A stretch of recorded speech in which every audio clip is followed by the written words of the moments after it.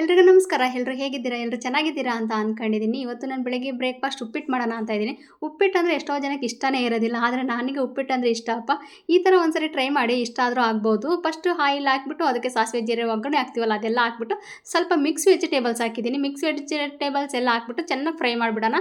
ಆಯಿಲಲ್ಲೇ ಸ್ವಲ್ಪ ಚೆನ್ನಾಗಿ ಫ್ರೈ ಆದಮೇಲೆ ಅದಕ್ಕೆ ರವೆ ಸೇರಿಸ್ಬಿಟ್ಟು ಅದಕ್ಕೆ ಸ್ವಲ್ಪ ಉಪ್ಪು, ನಿಂಬೆಹಣ್ಣು ಹಾಕಿ ಚೆನ್ನಾಗಿ ಫ್ರೈ ಮಾಡ್ಕೊಬಿಡೋಣ. ಈ ರವೆ ಹುರಿತೀವಲ್ಲ ಅದಕ್ಕೆ ಬರಬೇಕು. ಆ ಥರ ಆಯಿಲಲ್ಲಿ ಸ್ವಲ್ಪ ಚೆನ್ನಾಗಿ ಹುರಿದು ಆದಮೇಲೆ ಅದಕ್ಕೆ ಕೊಬ್ಬರಿ ಹಾಕ್ಬಿಡೋಣ.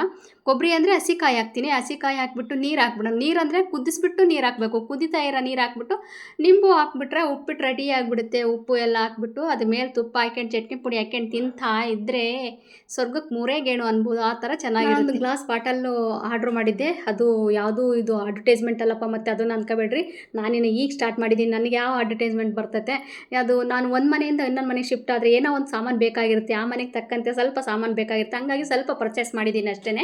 ಇದು ಬಾಟಲು ತುಂಬ ಅಂದರೆ ತುಂಬ ಚೆನ್ನಾಗಿದೆ. ಮನೆ ಸುಮ್ಮನೆ ರೇಗಿಸ್ತಾ ಇದ್ರು, ಸಾಮಾನು ಜಾಸ್ತಿ ಮಾಡ್ಕೊಬೇಡಮ್ಮ, ಮತ್ತೆ ನಾನು ಶಿಫ್ಟ್ ಮಾಡೋಕ್ಕಾಗೋದಿಲ್ಲ, ನನಗೆ ನೆಕ್ಸ್ಟ್ ಮನೆಗೆ ಹೋಗ್ಬೇಕಾರೆ, ನೆಕ್ಸ್ಟ್ ಊರಿಗೆ ಹೋಗ್ಬೇಕಾರೆ ಅಂತ ಹೇಳ್ತಾ ಇದ್ರು.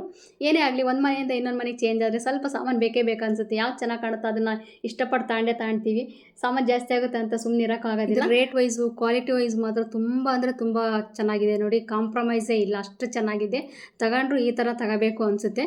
ಅದನ್ನು ಸ್ವಲ್ಪ ನಾನು ರೇಷನ್ ಎಲ್ಲ ತುಂಬಲಿಕ್ಕೆ ಸ್ವಲ್ಪ ತೊಳೆದು ಹಾರ್ಲಿಕ್ಕೆ ಇಟ್ಟಿದ್ದೀನಿ. ಅದು ಹೊರಗಡೆ ಸ್ವಲ್ಪ ನಾನು ಕ್ಲೀನ್ ಮಾಡೋಕ್ಕೆ ಬಂದೇ ಇರಲಿಲ್ಲ. ನಾನು ಬರೀ ಒಳಗೆ ಮಾಡ್ಕೊತಿದ್ದೆ. ಅದಕ್ಕೆ ಇವತ್ತು ಪಾಟೆಲ್ಲ ಕ್ಲೀನ್ ಮಾಡೋಣ ಅಂತ ಬರ್ತಾ ಇದ್ದೀನಿ.